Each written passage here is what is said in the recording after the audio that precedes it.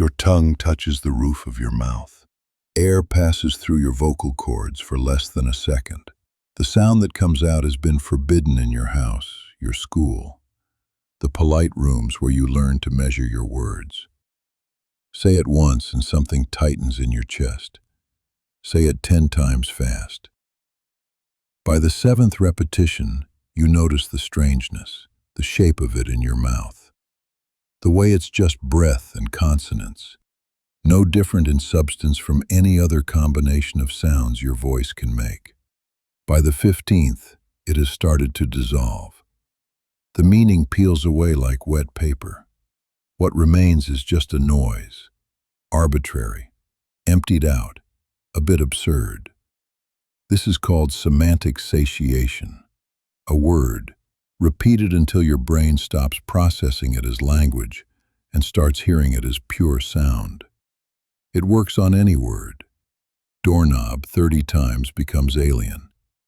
Happiness 50 times becomes gibberish. But certain words resist longer than others, not because of their sounds, but because of what you've been taught about them. The word for the worst thing that ever happened to you is a few vibrations of air.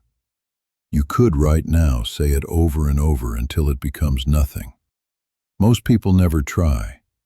They protect the word, guard it, handle it like something that could go off. But what if the danger was never in the sound itself? What if the act of protecting it is exactly what keeps it loaded? In 1962, a cognitive psychologist named Leon Jacobovich James locked himself in a soundproof booth and repeated the word canoe for 3 minutes straight. He wanted to understand why meaning breaks down under repetition. What he found was that the brain's semantic processors fatigue. The neural pathway that connects sound to meaning simply stops firing. The word doesn't change. You do. His study has been replicated hundreds of times across dozens of languages. The mechanism is universal. Any word, given enough repetition in a short window, becomes noise. It takes about 30 seconds for most common words. For rarer words, a little longer. For words you use constantly without thinking, your own name, the word the, it can take 2 minutes. But it always happens. And yet every known human culture maintains a list of words that are forbidden to say casually. Not because the sounds are inherently different, but because the culture has decided these particular combinations of phonemes carry danger. In Polynesian languages, certain words related to death or sacred objects are tapu, forbidden to speak except under specific ritual conditions. Break the taboo and you risk spiritual contamination. In Orthodox Jewish tradition, the name of God is never spoken aloud outside prayer. Substitutes are used even in casual conversation about the divine.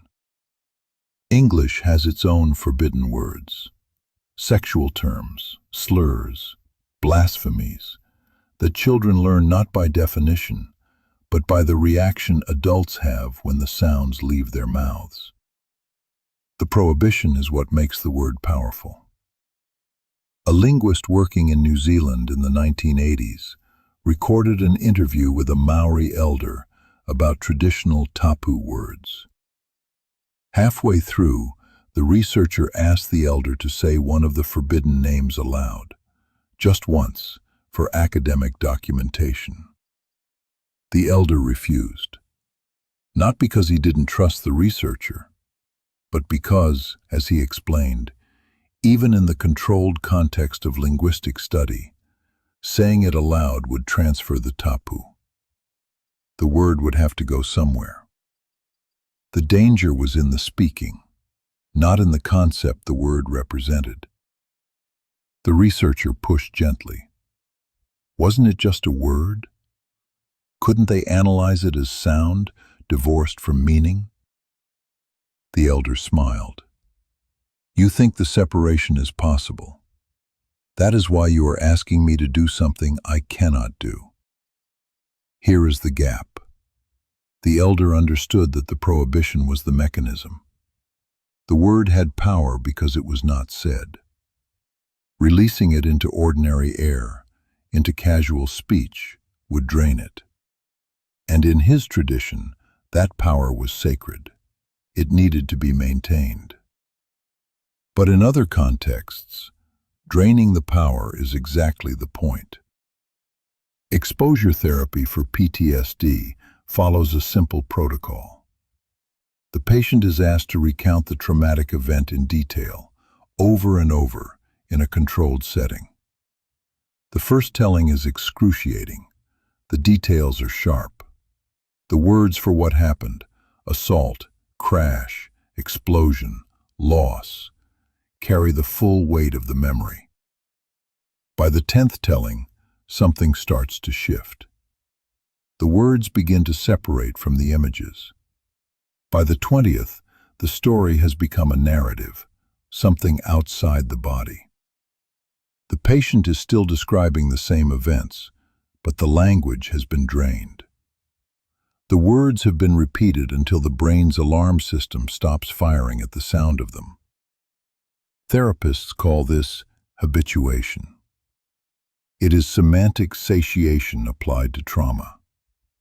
You say the thing until your nervous system stops treating the word itself as a threat. A clinical psychologist in Boston described it this way. We're not asking patients to forget or minimize. We're asking them to take the word back, to prove to their own brain that the word is just a sound, and they can make that sound without it destroying them. The method works. Across studies, exposure therapy that includes verbal repetition of trauma-related words shows significant reduction in PTSD symptoms. Patients report that the words lose their charge. The events remain in memory, but the language no longer triggers the same cascade of physiological panic. Which raises an uncomfortable question. If saying the word drains it, what does never saying it do? The act of prohibition creates a reservoir. The taboo word sits behind a wall, building pressure. Every time you avoid it, substitute a euphemism, spell it with asterisks, refer to it as the word instead of speaking it. You are maintaining the spell. The word stays potent because it is never released into ordinary speech, never worn down by casual repetition, never allowed to become just another arbitrary sound. Slurs function this way. A racial slur in English is forbidden not because the syllables are inherently more violent than any other combination of consonants, but because the culture has collectively decided that this particular word is too dangerous for most mouths. The in-group may reclaim it, draining its power through constant, casual, irreverent use. But for the out-group, the prohibition holds. And the prohibition ensures the word retains maximum impact when it is finally said, usually as a weapon. The same mechanism appears in children's language. Words for bodily functions become hilarious and forbidden in early childhood. Poop is just a sound, but 7-year-olds collapse into giggles at the mention of it. Not because the referent is inherently funny, but because adults have marked the word as inappropriate for certain contexts. The prohibition makes it powerful. The child who shouts it in a quiet room has wielded something. By adulthood, most people no longer find poop transgressive. Why? Because the taboo was lifted. The word was released into ordinary conversation. It was repeated in medical contexts, parenting contexts, casual contexts, until the charge drained away. The sound became banal. But certain words never get that release. They remain locked behind the prohibition. And so they remain weapons. You can test this yourself, though most people won't. Take the word that feels most forbidden to you, the one you've never said aloud, or said only in whisper, or said only in moments of extreme emotion. Go somewhere private, say it out loud, then say it again and again. Repeat it until your mouth knows the shape, but your brain stops registering the meaning. Repeat it until the syllables separate and recombine into something absurd. Repeat it until you start laughing at how strange it sounds, how unlike itself.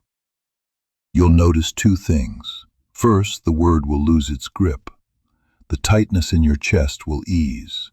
The sound, repeated into meaninglessness, becomes just breath and tongue and teeth. Second, you'll notice the resistance, the part of you that doesn't want to drain it, that wants to keep this word special, charged, protected. That resistance is not protecting you from the word. It's protecting the word's power over you. There is a reason cultures maintain taboo words. The prohibition is a form of control. To decide what can and cannot be said is to decide what can and cannot be defanged. Some words are kept powerful on purpose, to mark boundaries, to signal membership, to maintain the distinction between sacred and profane. The taboo is the spell. The word without it is just noise. And that's the part no one wants to admit. If you can drain any word of meaning by saying it enough times, then the horror was never in the sound. The horror is in the silence you've agreed to keep around it. The worst thing that ever happened to you has a name, and that name is only frightening because you've never let it become boring. You've guarded it, kept it rare, handled it like an explosive. But the explosive was made of breath. You built the casing,